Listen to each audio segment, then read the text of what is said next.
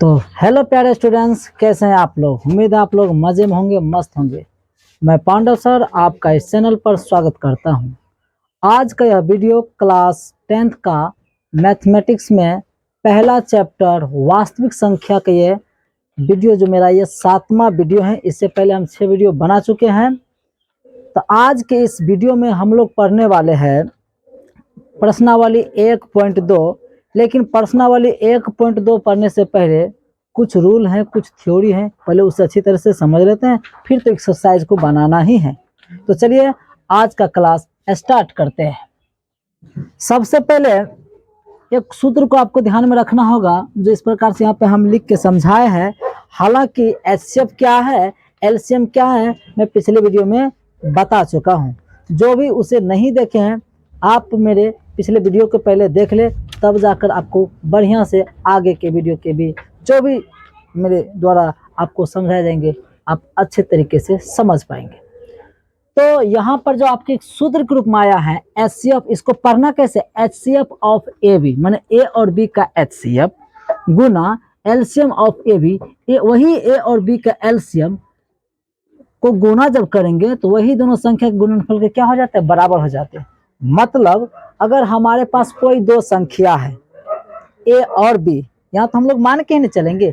अगर हमारे पास कोई दो संख्या ए और बी है, तब वही दोनों संख्या का हम एचसीएफ निकालेंगे, अर्थात मोसो निकालेंगे।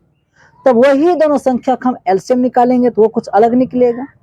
तो एचसीएफ को और एलसीएम को जब गुना करेंगे तो कमाल की बात यह है कि जब वही दोनों संख्या के एलसीएम और एचसीएफ को गुना करेंगे तो वो जो दोनों संख्या पहले से ए और बी था, वो दोनों को भी गुना करिए, पता चलेगा दोनों क्या आ जाता है, बराबर आ जाता है।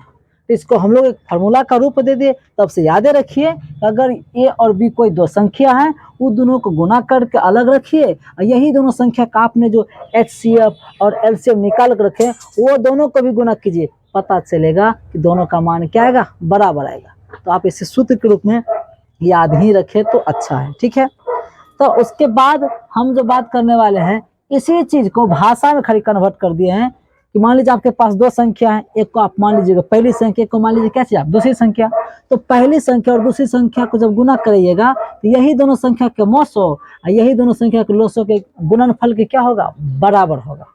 माने कोई दो संख्या है, वो दोनों संख्या का कुछ तो मोसो आएगा, वही दोनों संख्या की कोई कुछ तो लोस आएगा। वो दोनों को जब आप गुना करिएगा तो ये दोनों संख्या के गुणनफल के क्या हो जाते हैं, बराबर हो जाते हैं। जो ऊपर समझे वही ये भी है, बस इसको हमने क्या किया है, भाषा में लिख दिए और उसको हम संक्षेप में लिख दिए। यहाँ तक बात क्लियर है। अब यहीं से देखिए, अब ये दो सूत्र आप याद रखिए, आपका काम बन जाएगा। लेकिन कुछ लोग इसको याद करते हैं, आपको याद नहीं करना, आप खुद बना लेना, ठीक है। मान लीजिए आपको पहली संख्या निकालना है, कभी कभी दिया रहता आपके सवाल में कि लोसो दिया गया, मोसो भी दिया रहेगा, उसमें से वो संख्या दे देगा तो दूसरी संख्या पूछेगा, उस समय आपको ये सब सूत्र काम आएंगे। तो वो सूत्र याद रखने की जरूरत नहीं, आपको लगे कि हम खुद बना सकते हैं, और आपको बनाने के लिए सिखाएंगे भी। तो देखिए यहाँ पे पहली संख्या गुनी दूसरी संख्या बराबर होता है मोसो गुना लोसो। तो हम क्या लिखेंगे, पहली संख्या, जो पहली संख्या है, पहली संख्या गुना में क्या है, दूसरी संख्या। तो यहाँ पर जो हमारा लिखेंगे पहली संख्या बराबर पहले से क्या है, मोसो, क्या है, मोसो, और गुना पहले से क्या है हमारे पास, लोसो। ये पहले से हमारे पास है। देखिए पहली संख्या बराबर, पहली संख्या गुना दूसरी संख्या बराबर मोसो गुना लोसो, पहले से मालूम है। अब जो पहली संख्या के गुना में है, आपको पता होनी चाहिए सभी बातें कि जो गुना में रहता है बराबर को उस साइड जाता है तो कहाँ चला जाता है, भाग में चला जाता है। भाग में जाने का मतलब बटे में, तो चला जाएगा बटे में क्या चला जाएगा, दूसरी संख्या। लो ये तो सूत्र हम लोग खुद बना लिए। अब कोई लोग याद करते हैं, अब अगर हम बनाने के लिए सीख जाए तो इससे और अच्छी बात क्या हो सकती है। तो उम्मीद है आप लोग इस सूत्र को समझ गए होंगे, चाहे तो आप इसे याद रखो, लेकिन हम तो यहाँ पर ये कहेंगे कि आप समझ के बना लो खुद से। अब आपके मन में आता है सर हम अगर दूसरी संख्या बराबर जाने तो क्या होगा, तो दूसरी संख्या किधर ही रहने दो, तो दूसरी संख्या बराबर उसके बराबर उधर पहले से क्या है, वही मोसो, और गुना में क्या है, गुना में है लोसो। समझो मेरी बात। और बट्टे में क्या आएगा, अब जब दूसरी संख्या को हम इधर ही रखे तो इसका जो गुना में पहली संख्या ये चला जाएगा बट्टे में, अर्थात क्या हो जाएगा, यहाँ पर पहली संख्या हो जाएगी, पहली संख्या। तो इसे भी आप सूत्र के रूप में याद रख सकते हैं। उसके बाद आपका जब आता है मोसो, अब आपको मोसो ही सिर्फ निकालना हो, अब मोसो ही निकालना है तब क्या करेंगे? तो सीधी सी बात है, देखो अब यहीं पे समझने वाली बात है, वो यहाँ से समझिए, इमोशन निकालना है ना, मेन फार्मूला आपका यही है, इसी से सारा फार्मूला निकल रहा है, नए नए सूत्र बन रहे हैं। तो मोसो निकालना है तो वही पहली संख्या अगुनी दूसरी संख्या के बटे में लोसो जो गुना में उसके बटे में नहीं भेज देंगे भाई। मोसो का अगर यहीं रखेंगे तो इसके गुना जो लोस है वो इसके बटे में भेज दीजिए, तो एक नया सूत्र आपके सामने फिर बन के आ जाएंगे। अर्थात वही हो जाएगा, यहाँ पे लिखेंगे पहली संख्या, क्या लिखेंगे? पहली संख्या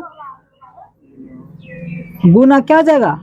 दूसरी संख्या, दूसरी संख्या, और बटे में क्या आ जाएगा? जब हम लोग मोसो निकाले तो स्वाभाविक बटे में क्या आ जाएगा? लोसो आ जाएगा। क्या आ जाएगा? लोसो आ जाएगा। उसी प्रकार से जब लोसो निकालिएगा तो सेम ऊपर में वही खेला होगा, मतलब पहली संख्या गुना हो जाएगा दूसरी संख्या, और बटे में क्या हो जाएगा? तो आप लोगों को मालूम है क्या होना चाहिए जी, जब लोसो निकाल रहे हैं तो इसके बटे में क्या आ जाएगा? मोसो। सिंपल सी बात है, ये सब आप समझिए।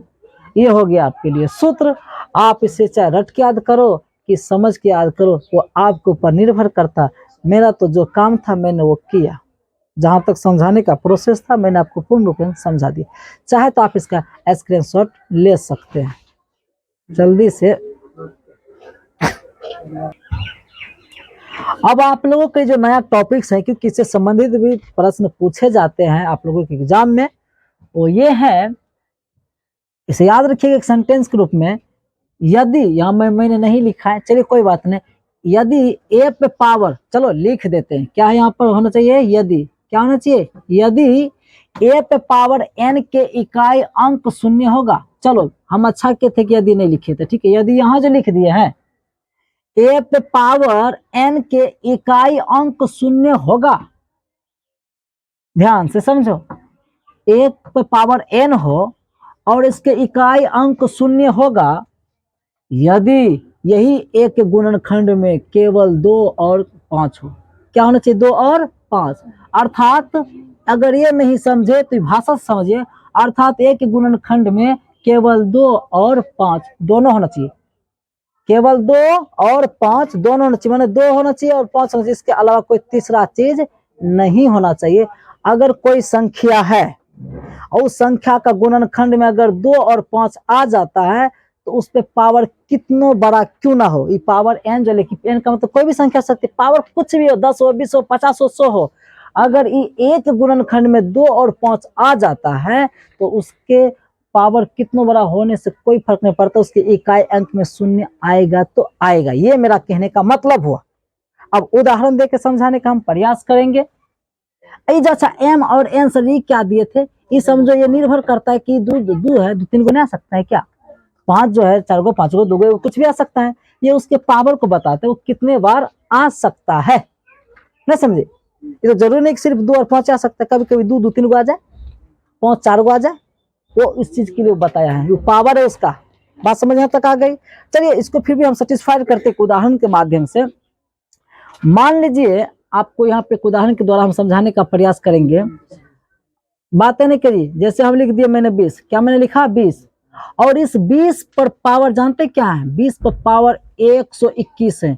अब 20 को 121 बार गुना करना आप लोगों के लिए थोड़ा लगता है कि मुश्किल है, और गुना करने में तो हालत खराब हो जाएगी। और कोई पूछेगा कि भाई उतना गुना मत करो, हमको सिर्फ बता दो इसके इकाई अंक में शून्य होगा कि नहीं। तो हाँ तो कह दिए, लेकिन रीजन समझो कि क्यों आखिर शून्य होगा। रीजन ये है, समझो मेरी बात, इसको जब सॉल्व करेंगे तो बहुत बड़ी संख्या बनकर आएगी, क्योंकि पावर बहुत बड़ी, तो कुछ नहीं, हम यहाँ पर और बड़ी संख्या रख देंगे तब। तो भाई अब हमारे पास एक सॉल्यूशन है कि यहाँ पे पावर कुछ भी रख दो। हमारे पास जो रूल जो आ गया है, रूल ये कहता है कि यहाँ पे जो भी संख्या होता है उसका अभाज्य गुणनखंड निकालो। तो आप लोगों को अभाज्य गुणनखंड निकालने के लिए आना चाहिए। मान लो 20 से इसमें 2 से भाग करेंगे तो कितना आ जाएगा जी? 10 आएगा। फिर आप 2 से भाग करो, कितना आएगा जी? 5 आएगा। अब 5 से भाग करो तो 1 आएगा। अर्थात हम ये कह सकते हैं कि 20 को हम लिख सकते हैं 2 गुना 2 गुना में 5, ये लिख सकते हैं जी। और इसमें पावर क्या है? 121। तो हम यहाँ पर देख रहे हैं ये जो ए का जगह लिया, तो सूत्र में ये ना हमें पढ़ा रहे थे जी, कोई भी संख्या हो सकती है वो। तो इसके जो गुणनखंड निकाले तो इसके गुणनखंड में सिर्फ 2 दिख रहा है, 2 और 5 दिख रहा है। 2 और 5 के अलावा कोई तीसरा चीज दिख रहा है क्या? इससे स्पष्ट हो गया कि 2 और 5 सिर्फ दिख रहा है, बातें नहीं करो। 2 और 5 सिर्फ दिख रहा है तो स्वाभाविक है कि इसका मान जितना बड़ा भी हो, पता नहीं बहुत बड़ी मान आएगा, लेकिन अंतिम में क्या आएगा? अंतिम में शून्य आएगा, ये कन्फर्म है। आप एक और चलो एक उदाहरण देख हम समझाने का प्रयास किए, चलो इसको सॉल्व नहीं किए, डायरेक्ट हम 0 दे दिए। आप कहोगे सर जी तो फिर जबरदस्ती वाली बात हो गई। चलो हम एक छोटे से उदाहरण लेकर समझाने का प्रयास करेंगे। आप ले लीजिए 10 और 10 पे पावर क्या कर दो आप, ज्यादा नहीं, आप 10 पे पावर कर दो 3। इतना तो कर सकते हैं क्योंकि ये छोटा सवाल इसको हम बना सकते हैं। तो देखिए आप क्या करो, 10 गुना 10 गुना 10 3 बार मत करो, आप ये करो कि इसका गुणनखंड करो। तो 10 का गुणनखंड करेंगे तो क्या निकलेगा? 2 गुना 5 आएगा जी, इससे पावर क्या आ जाएगा? 3। समझे मेरी बात? तो हम ये देख लिए कि 10 में 2 गुणनखंड और वो क्या क्या है? 2 और 5 है, बस 2 और 5 ही तो आना चाहिए। हम समझ गए किसके इकाई में जो भी आएगा अंतिम में, लेकिन शून्य जरूर आएगा।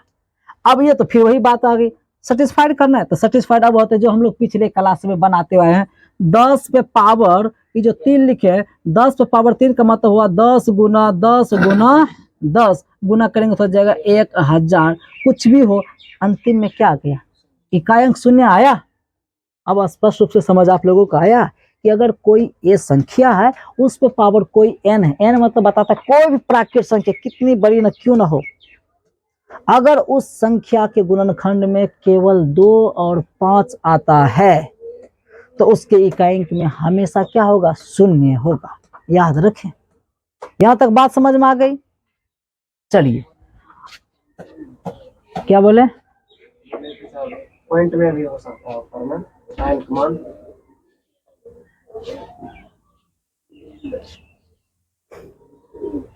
जैसे में कि 1.8 बता सके छिए टाइम कमांड। चलो रखिए, एक मिनट नहीं दीजिए। हाँ आपका क्या प्रश्न है कि बोलिए फिर से। n का मान जैसे कि हम कुछ भी दे सकते हैं ना। देखिए n का प्राकृत संख्या जो हम बोले, n कोई प्राकृत संख्या होनी चाहिए। अब प्राकृत संख्या कहाँ से स्टार्ट होती है? 1 2 3 4 5 10 50 100 85 जो जहां तक आपको जाना है लाखों चाहिए।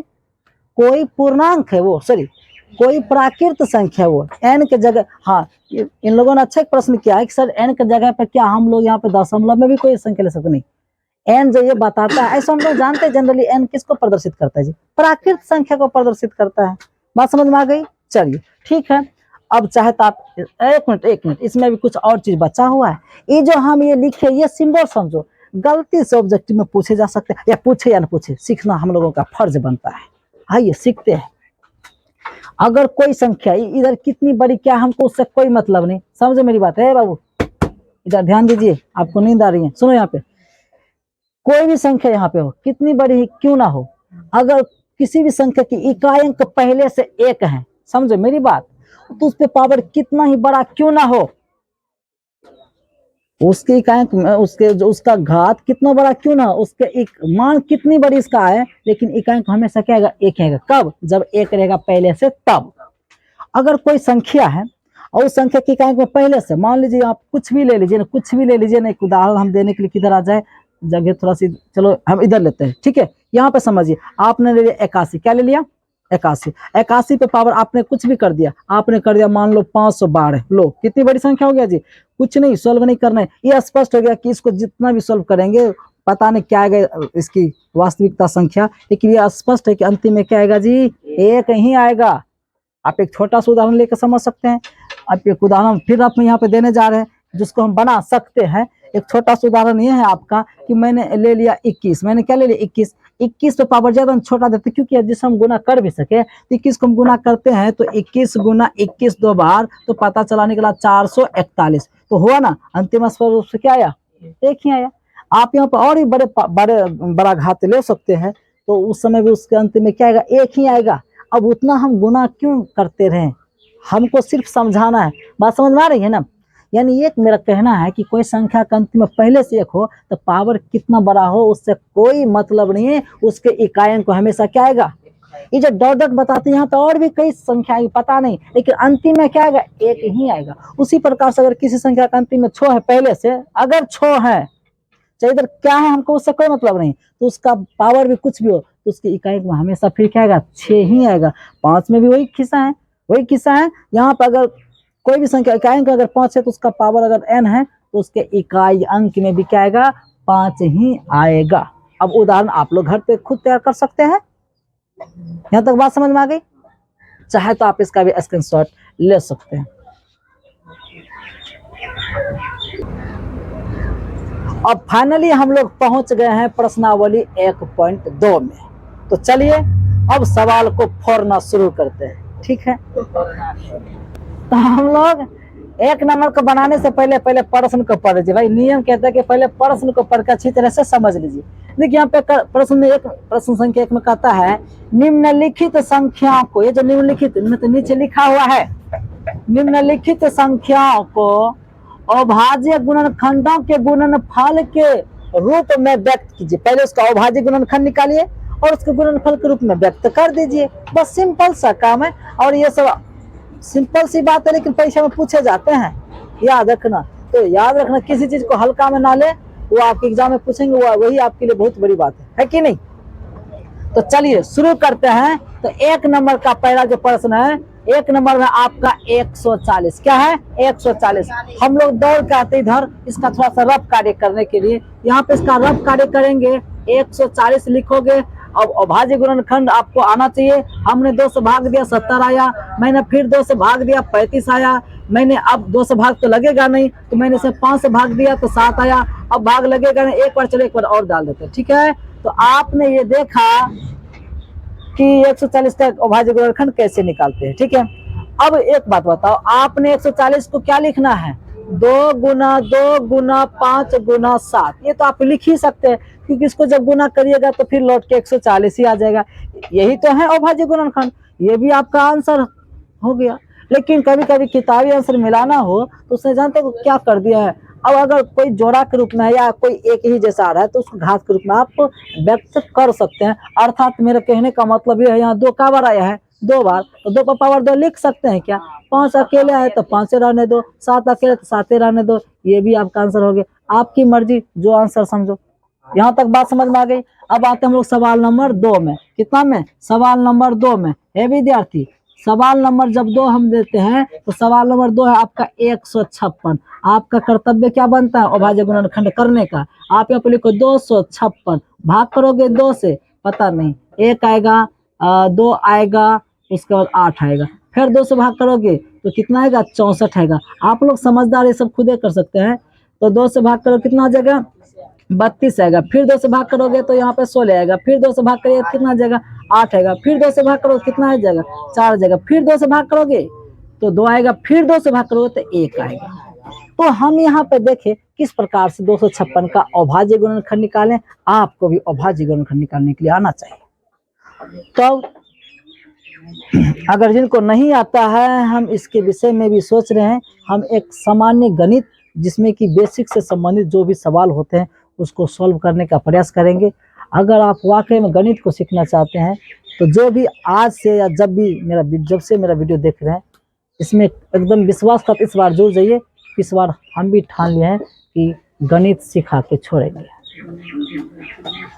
तो अब यहाँ पर हम लोग आते, चलिए इधर की बात करते हैं। तो यहाँ 256 में कितने गुणनखंड निकल जी, 1 2 3 4 5 6 7 8 8 8 2 निकल गए। अर्थात 256 के जगह पर हम क्या लिख सकते हैं, 2 गुना 2 गुना 2 गुना 2 गुना में 2 फिर 2 फिर 2 2 2 2 फिर 2, 1 2 3 4 5 6 7 8। ओहो, अब एक बात बताइए, 2 कितने बार आया जी, 8 बार। ये भी आपका आंसर हो गया। या तो 2 का पावर 8 लिख दो, ये भी हो गया आंसर। लेकिन हमें लगता है 156 है जी। ले बकलोल बभना, 256 हमने 256 का निकाल दिए। और डोंट वरी, प्रोसेस के हिसाब से सही है, बस यहाँ पे मान रखने में गलती हो गया था। अगर हम इसे 256 कर दे तो 256 के हिसाब से बिल्कुल क्या है, सही है, घबराने की जरूरत नहीं है। चलिए, फिर भी चाहे तो आप इसका स्क्रीनशॉट ले सकते हैं। नहीं रहते थे अपन काम करे थे देखो, अब हम लोग आ जाते सवाल नंबर 3 में। सवाल नंबर 3 आपका है, सवाल नंबर 3 जो है आपका वो क्या है, 3800 25, यही ना जी। तो सबसे पहले इसको फोड़ेंगे। फोड़ने का मतलब समझ गए आप लोग, क्या है 3825 है। चलो इसको फोड़ना शुरू करते हैं। ये 2 से तो नहीं फोड़ाएगा, नहीं फोड़ाएगा। 3 से फोड़ाएगा क्या? 3 से फोड़ाएगा क्या? 8 3 11 11 2 13 13 5 18 जी। 3 से फोड़ाएगा। तुम लोग कैसे बोलता है? 3 से फोड़ाएगा तो एक बार में लगेगा, 2 बार में लगेगा, इसको देगा 2 तो हो जाएगा 22। अर्थात तुम लोग हेल्प करो जी, इसमें समय बर्बाद करेगा तो बेवकूफी की तरह समय बर्बाद करना होता है। तो यहाँ पे कितना 7 बार में लगेगा, उसके बाद एक 5 बार। क्या तुम लोग तब हेल्प क्या कर रहा है तुम लोग?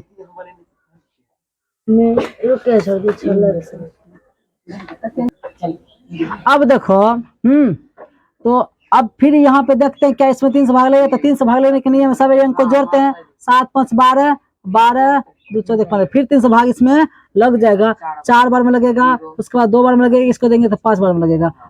फिर 6 5 6। अब इस बार जो है 3 से भाग नहीं लगेगा, तो किससे लगेगा? 5 से लगेगा। 5 से भाग करोगे तो हो जाएगा 8 बार में, 2 इसको देंगे तो 5 बार में। फिर 5 से लगेगा, कितने बार में आएगा? 13 बार में। कितना आएगा? सॉरी, क्या जाएगा? 17 50 50, 17 बार में लगेगा।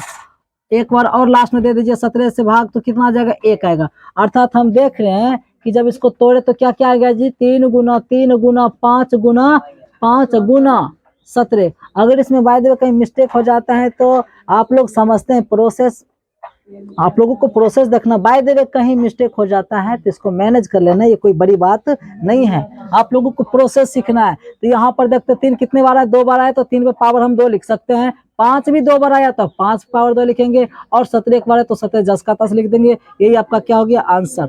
अब हम लोग आते हैं सवाल नंबर, बातें नहीं करो, सवाल नंबर आते हैं 4 में। लेकिन हमको लगता है सवाल नंबर में 4 में आने से पहले कि आप लोग भी अब चाहे तो इसको बना सकते हैं, कोई बड़ी बात नहीं है। लेकिन हम चाहते हैं कि कमजोर से कमजोर बच्चा भी हमारे हर सवाल को बढ़िया से पढ़ ले, इसलिए चलो हम इसको भी सॉल्व कर ही देते हैं। तो आपका जो चौथा नंबर का सवाल है वो सवाल ये है 5 क्या है? 5005 है ना जी। तो हम लोग किस चौथा सवाल ये कितना है? 5005। तो इसको चलिए अभाज्य गुणनखंड के रूप में तोड़ेंगे तो क्या लिखेंगे? 5005। इसमें तो स्पष्ट है कि भाई सब 5 से ही भाग लेगा, तो 5 से भाग दीजिएगा तो 1 0 0 1 आएगा। आप कितना से भाग लेगा? ट्राई करो ट्राई करो। तो 7 से लगेगा, आप लोग ट्राई करते रहिएगा। 7 से भाग लेगा कितना आएगा? आएगा बोलिए, हेल्प करो जल्दी जल्दी। 143 आता है। फिर इसमें 7 से भाग लग जाएगा, कन्फर्म लगेगा। इसमें 11 से लगेगा। चलो 11 से लगाते कितना बार में लग जाता है? 13 बार में लगता है। अब ये भाग नहीं लगेगा तो 13 चलो भाग देते हैं। आप लोग इससे घर पे भी कर सकते हैं। हम लोग समय बचाने के लिए कुछ फटाक से पहले से गुना करके रखे हैं, जो मेरा मदद हो रहा है तो काम जल्दी से हो जाता है। इस प्रकार से हम इसके बराबर में क्या लिख सकते हैं? 5 गुना 7 गुना 11 गुना में 13। यहाँ पे सब अलग है, यही हो गया आपका क्या चीज? आंसर। अगर हम सवाल नंबर कितना की बात करें? सवाल नंबर 5 की। सवाल नंबर 5 है विद्यार्थियों, समझो मेरी बात। सवाल नंबर 5, सवाल नंबर 5 में 742 है। कितना है आपका जो सवाल है? वो है 700 क्या है? 742 है। आप लोग क्या करो, बातें नहीं करिए, 742 का फटाक से खंडन करिए। यहाँ पे लिखो 742 भाग करो, 2 से भाग लगेगा तो यहाँ पे आएगा 3। तुम लोग बात नहीं करो, हमको बोल रहे हेल्प करो तो क्या कर रहे जी? क्या यहाँ पे होगा 400, यहाँ पर आ जाएगा 437। ठीक है। उसके बाद इसमें आप कितना से भाग लगेगा? 19 से भाग लगेगा। कितना आ जाता है? तुम लोग क्या कर रहे हो जी? कर क्या रहे हो बताओ? क्या क्या बोले जा रहे हो जी? थोड़ा सा हेल्प क्या मांग लेते तो हमको उलझा रहे हो क्या?